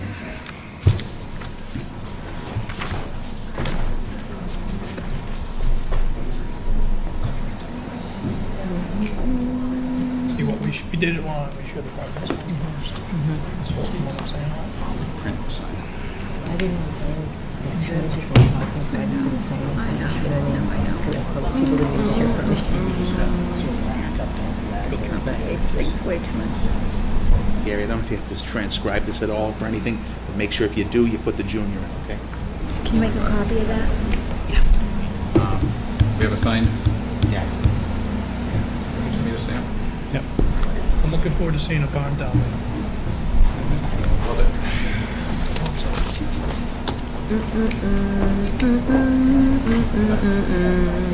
Now we get to do it once. Fantastic. All right. Start the discussion on the warrant. It'll be on the one. All right, so wait, do we have a starting warrant here? Did they vote on the deed modification? Yes, they did. That last thing was the deed getting modified to add agricultural. All right, thank you. Thanks, Ann.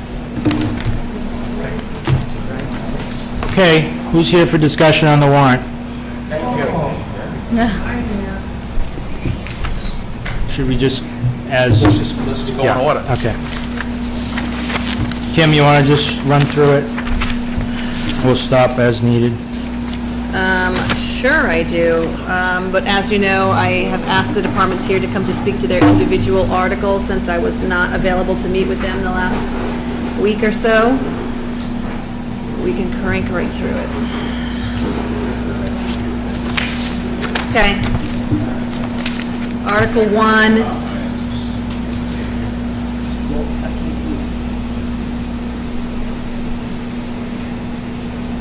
We're waiting for him.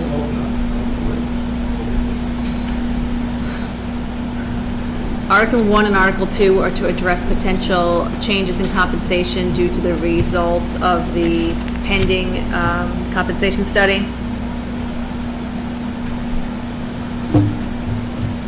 Okay. Screen is blanked out.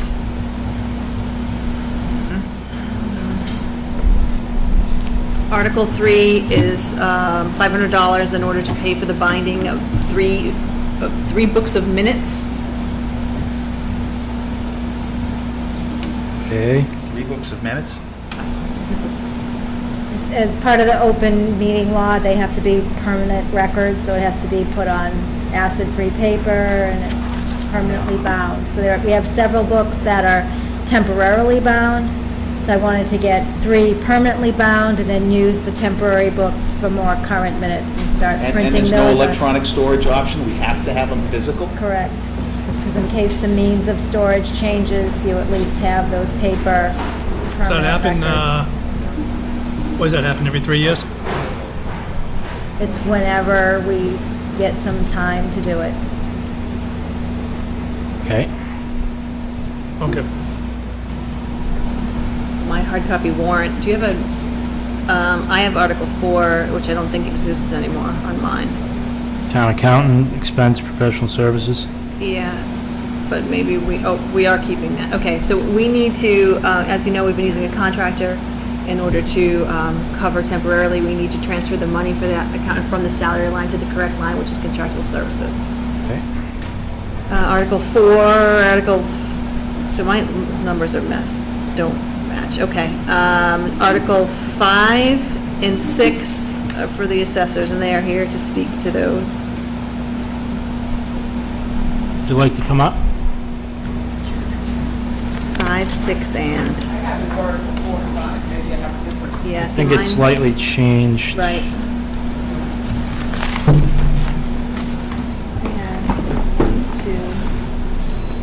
I got 3, 4. 1, 2, 3, that. 4 is mine. Well, you must have the same one that I have. Yeah. But doesn't, So which one are we on? missing one on here. Hi. You ready? Hello. Yes. Hey, folks. Article 4 is to see if the town will vote to transfer some of the money from available funds for line item 141A2 for the principal assessor salary. And that is because Jean, I am proud to announce to you folks, that Jean has passed these arduous courses that we have been taking together, and Jean now has her certification as a Massachusetts accredited assessor. Congratulations. And Thank you. It was a And- long time coming. it has been a long time coming, and I know that she's worked very hard on it. So the bottom line is, since that is in her contract, we need $1,000. How about if I said $750, because it's prorated for the Okay. year. Okay. $750 for the proration of the 1 year that's in the contract. Okay, I'm fine with that, but it doesn't need to be a separate article.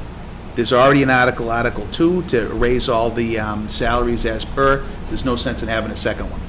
But this is different. This is a stipend. If it's going into your salary. Yes. So we're going to increase your salary line item. Does it have to be separate? Does not from have to be your salary, your base salary line? You don't care? No. I just don't want an extra article. Okay. So please collapse that Whatever into the makes other it article. easier. We didn't include this in the budget No, for this fiscal year? it's not included in the budget. We'll just verify that either way, if it, Well, either way, yeah. yeah. It wasn't. There you go. I can tell you it wasn't. Okay. Okay. And I agree. handle Club's that. looking too. And number 5 is just a transfer from one of our lines to another line. We have $2,600 in assessor salaries that will not be utilized this year due to one of our assessors not taking a stipend. But that assessor did attend Course 101, which is mandatory, which cost us. And two of our assessors are also interested in continuing their education, so we're asking that $2,600 be transferred from the salary line to the expense line so we can pay for some courses, and the course already taken. And how much will that be? I wonder if there's enough to cover year one of the increase you just mentioned to your salary. Well, being that, that mine is contractual, I thought it should be a raise and appropriate. Okay, I understand, but so It's an ongoing expense, as we've always talked about. The finance committee has so also my talked question How still much stands though. How much are we going to spend for the additional, Well, courses? Kevin's course costs us about $1,000, so that's already $1,000 out of the $2,600. And there's some more courses that these gentlemen would like to take, and they're $500 a course plus travel. so that's $2,000 Okay. plus expenses Thank out you. of 2,600.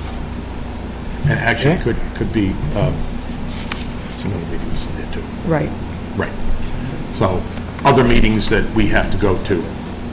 We have, would that be expenses under ATB? I'm happy to answer. No. Okay, all Well, right, fine. yeah. Thank you. And we do have one other article on here. 23. That's your article.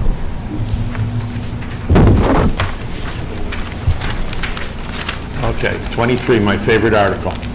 It's 24. Okay, ours are not numbered the same It's way. 24 on the new one. I had to add one since I sent that out. Okay, this is, So what number is it? Now it's 24. It's on your copy, it's the same. They're gonna change again, because we deleted one, so don't even worry Okay. about the number. Fine. Anyway, the article is to see if town meeting would accept Mass General Law, Chapter 59, Section 21A, that has to do with the assessors taking their education courses and getting their designation, as what Jean just completed, and that has a $500 yearly stipend along with it. That's an education incentive. Yep, it's the same one that's come before us before, right? Yes, it Yes. has been. Okay. And while it's not under our article, it does deal with us, and that has to do with, let me see,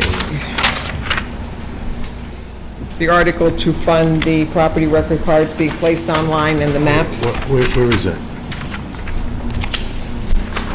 It is, it's either 20 or 21, and then there's, they're in two places. One so we can capture it as an annual fee, and another, and then the 199 line item, so we can do it as a special account. There's another article. Sheets I don't see it on here.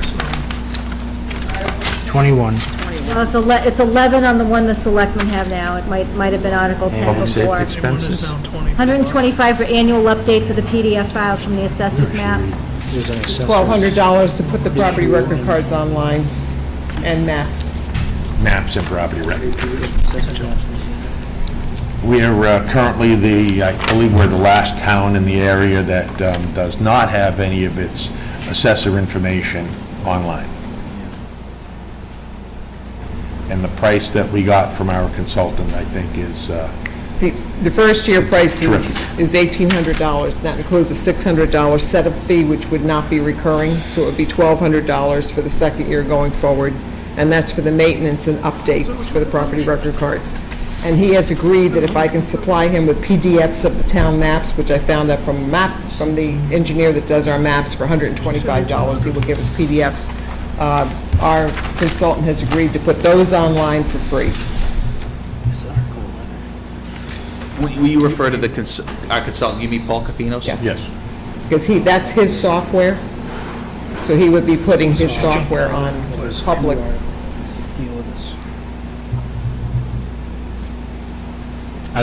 We can, you know what it is, and I apologize, I'm trying to look at an Excel spreadsheet here, and we've just jumped through 3 different articles for that money. So we jumped through, I just want to make sure everybody is aware of that.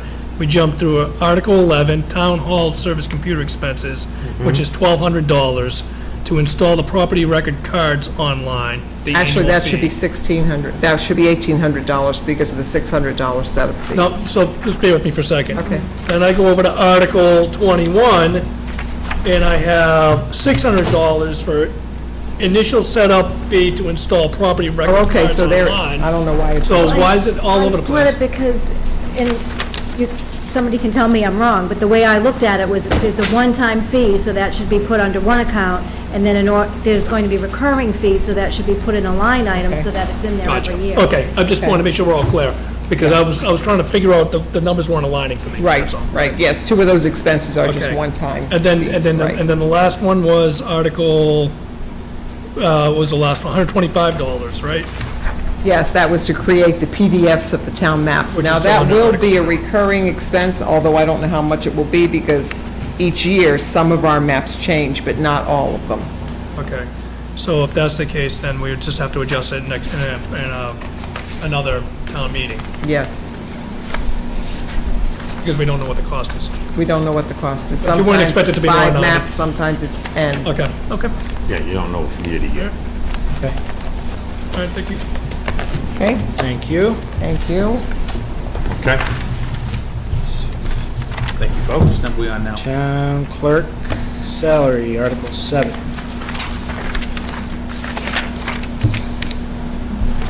Yeah, this is another one that should be Article 2. Article 1, sorry. Hi. Hi. All right.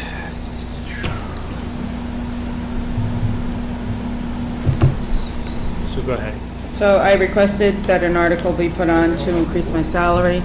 I've been waiting for the salary study, the compensation plan to be finished, and hasn't seemed like it was going to be, so I thought I would put an article on and see where that goes.